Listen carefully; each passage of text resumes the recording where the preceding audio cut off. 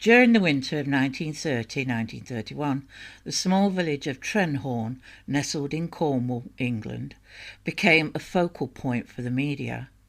This quaint village, home to about a dozen houses, captured the public's interest when a mystery unfolded.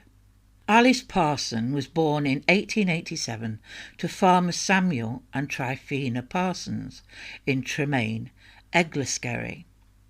She was their first child and was later joined by 5 siblings, 3 girls and 2 boys. William Thomas was born in 1889 at Catchfrench, a hamlet in Cornwall, to William and Elizabeth Thomas, who were also farmers. William and Alice Thomas had been married for some time before this mystery began, and would follow in their parents' footsteps when they began running and managing Trenhorne Farm.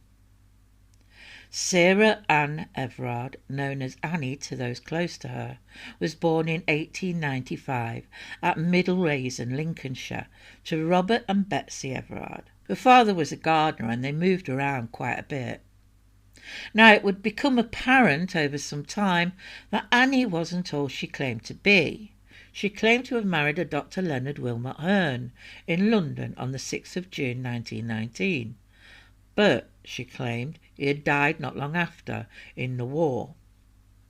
And the only proof of this was a photo of him she showed her family. There was no other proof of this, including one of the most important facts, that there was no record of the marriage or even any record of his death. It would be revealed at a later date that the photo turned out to be a territorial officer who had died from his injuries on March 25th, 1917, 2 years before the supposed wedding. He was the youngest son of Charles Florence Vane Tempest and the great-grandson of the 3rd Marquess of Londonderry. In November 1919, Annie and her older sister Lydia, Marie Everard, known as Minnie, were living in a small village in Harrogate, but after a time moved to Weston-super-Mare. They rented 2 rooms in a boarding house. Now, Annie and her sister were alleged to have taken some items that didn't belong to them while living at the boarding house. They were both charged with stealing jewellery. On New Year's Eve 1919, she and her sister Lydia Minnie Everard appeared before Weston-super-Mare magistrates, charged on remand with stealing articles of jewellery to the total value of £51 and 15 shillings. The property of Annie Henrietta Bullis, proprietress of a boarding house called the Woodlands, where the sisters had resided between November and December 1919. Minnie was discharged, but Annie was committed for trial. However, at the Somerset Quarter Sessions, she was also discharged. While still in Weston-super-Mare, it was reported Minnie was suffering from gastric catarrh, and that after several months, the sisters moved to Cornwall, where their aunt, Mary Ann Everard, lived in Trenhorne. The 2 sisters chose to relocate there to live with their aunt. They moved into Trenhorne House, a house that had been split into 2 and rented out. Annie rented one half of the property and a Mrs. Elizabeth Spears the other. After a short time, both her aunt and sister, who had suffered stomach problems for some time, became ill, and Annie helped nurse them both. Unfortunately, her aunt would pass away in 1926, aged 76, leaving everything she owned to Annie. Annie's sister Minnie would pass away when she was around 52 years old. Annie laid them to rest in the Lewonick churchyard. From here on in, things began to go downhill for Annie.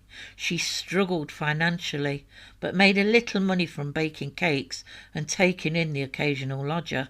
By 1928, she was really struggling. Now it would appear she'd formed a friendship with Alice Thomas and her husband William Thomas of Trenhorne Farm, who gave the struggling Annie a loan of £38 and offered her some housekeeping work. Rumours started around the village that Annie would visit with Mr. Thomas when she was allegedly seen furtively going down a secluded path leading to the rear of Trenhorne farm. Could it be true? Had Annie been hiding a crush on William Thomas? It became apparent that they had all become friends, and the Thomases invited Annie to a day out.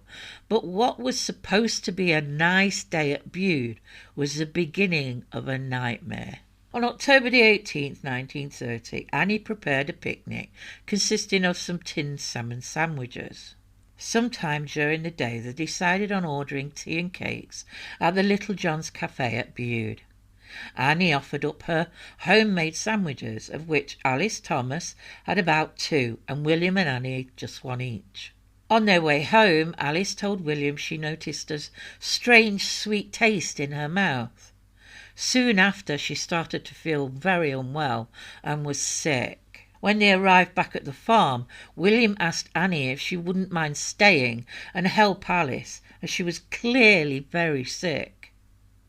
Dr. Saunders was called for and thought it was a case of food poisoning and asked Annie what Mrs. Thomas had eaten.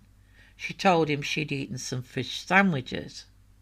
The doctor prescribed kaolin and advised Alice to take whitefish and water for now. Both Annie and William stuck to the doctor's orders and helped care for Alice.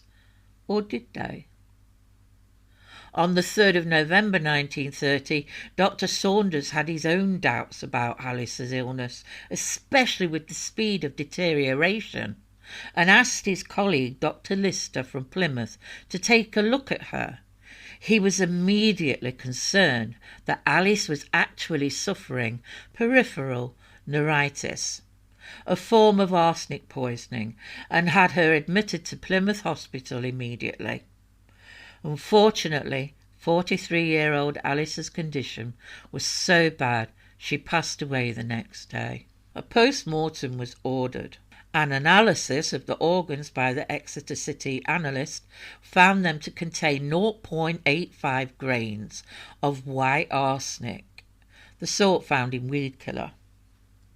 Annie's neighbour, Elizabeth Spear, relayed that Annie had confided in her that she felt they were blaming her for Alice's illness, as it was her food she had eaten. She felt she could no longer stay at the farm, as everyone there thought she had poisoned Alice with the sandwiches. The local newspaper took up the story, telling how the whole community felt the sorrow of the passing of Mrs. Thomas. But the locals were not so kind. With this, all eyes turned to Annie Hearn. At Alice Thomas's wake, her brother, Percy Parsons, approached Annie. "I've heard about you," he said. "What did you put in those tin sandwiches? That's what I really want to know." Annie, exclaimed, was inconsolable after hearing the accusations, and when William Thomas asked her if she'd like to stay at the farm, she refused and went home. A few days later she wrote a letter to Mr. Thomas, and it went, "Dear Mr. Thomas, goodbye. I am going out if I can. I am innocent, but she is dead, and it was my lunch she ate. I cannot stay. When I am dead they will be sure I am guilty, and at least will be clear. Tell them not to worry about me."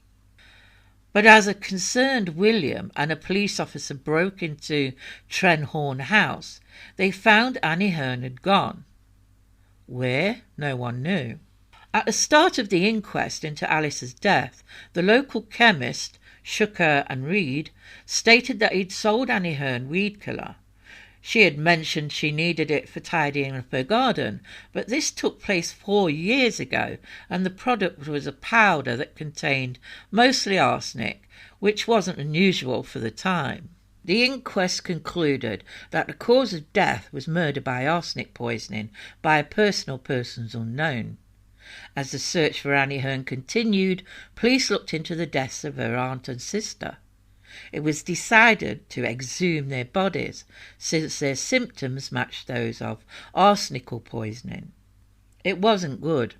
Samples were dispatched to the Home Office analyst Dr. Roche Lynch, who found in the remains of the bodies distinct quantities of arsenic in their system. Annie Hearn was now possibly a multiple murderer on the run. So now it wasn't just the local news that covered the story, but the bigger national newspapers were onto it, with one major newspaper offering £500 reward for her arrest, and the police issued a photo and description of the person they were looking for. Mrs. Hearn is aged 45, 5'2" or 3 inches in height, with grey eyes, shingled hair, of sallow complexion and medium build. There is a notable defect in one of her front teeth. She walks briskly, carries her head slightly to the left, and when in conversation she has the habit of looking away from the person she is addressing. She is well spoken but has a North Country accent. She is of rather reserved disposition. A full-scale search had begun. Where had Annie Hearn gone? It would be discovered that she had hired Hector Ollett to drive her to the south coast fishing port of Low. But from there the trail went cold until several days later a checked coat was found on a cliff top that proved to belong to Hearn. This led them to think she had possibly taken her own life, but after a full-on search nobody was found. The police then directed their search to wells and mine shafts after the newspapers questioned why the police hadn't searched in a particular area. A sighting was reported that a man had seen a woman wandering the roads of Lanhydrock near Bodmin. So a search was carried out, but it came to nothing. It would seem Annie Hearn had disguised herself well and gave herself some extra time by putting the police on a false scent. Annie had transformed her appearance. She'd cut her hair and dyed it, put on glasses and changed her name to Mrs. Faithful. However, Mr. Cecil Powell, her attentive employer in Torquay, started to have doubts. While her work as housekeeper went smoothly, the recent news about Hearn had circulated widely, and Annie Hearn's photo was in many newspapers. Mr. Powell couldn't help but see the striking resemblance to the woman featured in the articles, but he was reluctant to act upon it. He found her to be a decent woman who went to church and did her work well. So he decided to ask for some advice from the former Mayor of Torquay, Mr. E. Sermon. After confiding in him, Mr. Sermon went to the police and spoke to Superintendent Martin. It was decided that an undercover investigation would be carried out. The result of the investigation led to Annie Hearn being arrested for the murder of Mrs. Thomas. She was later charged with the murder of her sister, but not her aunt. After her arrest, Annie stated that she ran away because she couldn't bear the idea of others suspecting her of poisoning Alice. She also felt a strong affection for Mr. Thomas. By disappearing, she believed people would assume she was the one at fault, since they were the only three in the house. She thought that if it looked like she had taken her own life, all suspicion would fall on her. Luckily for Annie, her former employer, Mr. Powell, took pity on her and used the £500 he had received as reward for finding her to get her the best defence lawyer he could, and he hired one of Britain's top barristers of the time, Norman Burkitt KC. After several preliminary hearings, Anne was taken into custody to appear at Lancaster Magistrates' Court on 10th of March. She faced charges for murder of her sister, Lydia Marie Everard, on July the 21st, 1930, and for the murder of Mrs. Alice Maud Thomas on November the 4th, 1930. The Lancaster Town Hall served as the magistrates' court, and the public had gathered around the hall, all hoping to get a glimpse of the woman accused of being a poisoner. It was a difficult time for all concerned. The family of Alice was in court, where her mother, Tryphena Parson, was called as a witness, as was many others. There was so much evidence to go through that the scheduled allotted time for the case had to be extended. Mr. Walter West of Grimsby defended Annie, his contention being that the prosecution had shown nothing more definite than that his client had the chance to kill 2 women. He stated, "The prosecution have called nearly 50 witnesses in order to get you to commit this woman for trial. But what is the net result of their evidence? Only opportunity to do what is suggested the accused did do."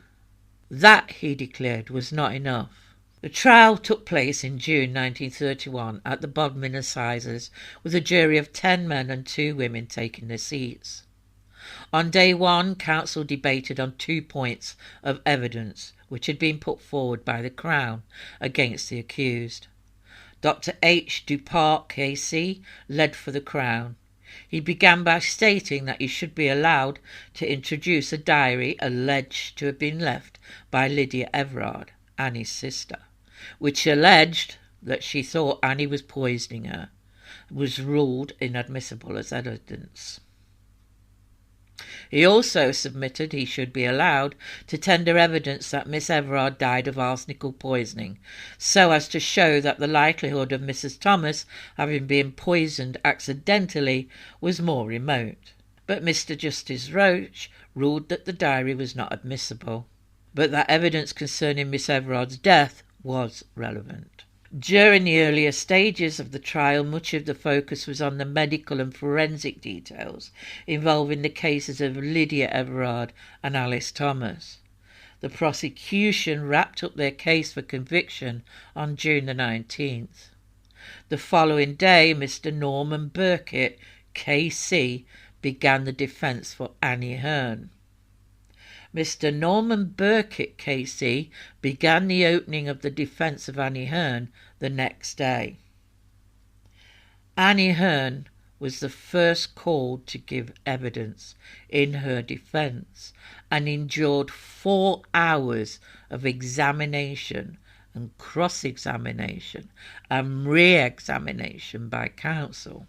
Mr. Norman Burkitt asked, "Have you ever, at any time or in any form, given arsenic to Mrs. Thomas?"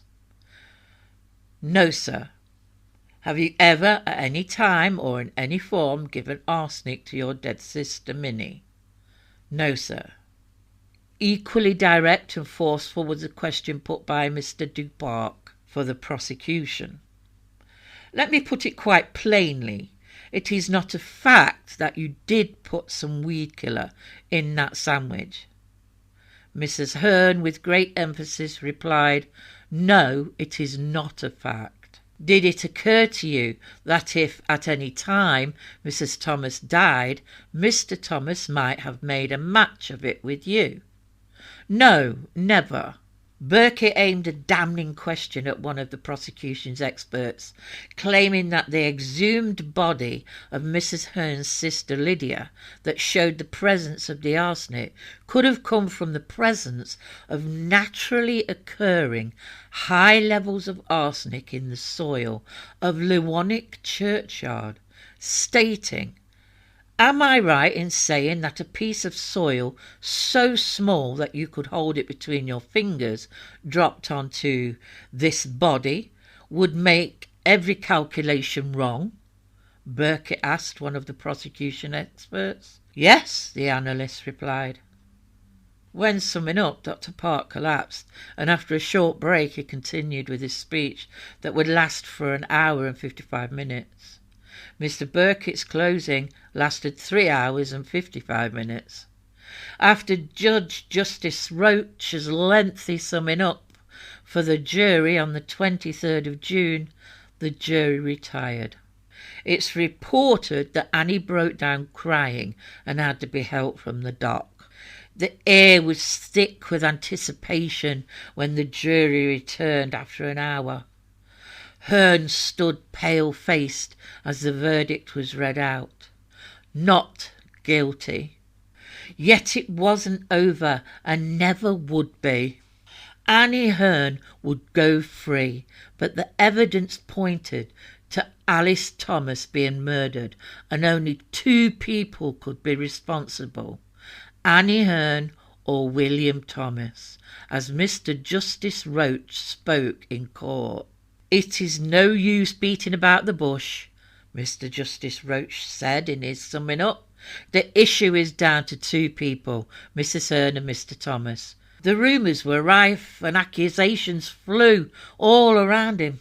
So William Thomas left Trenhorne and the area, living the rest of his life on a remote farm near his birthplace of St. Germans as a recluse until his death on the 14th of December 1949. Annie Hearn seemed to vanish without a trace. She never returned to Trenhorne House. Her belongings were put up for sale, and a crowd came to look through them. It's thought that she may have changed her name and relocated to Yorkshire to live with another sister. Beyond that, she just slipped away from memory. The case remained open, another cold case. But Alice Thomas's family would never believe Annie Hearn was innocent of this crime. Thank you for watching.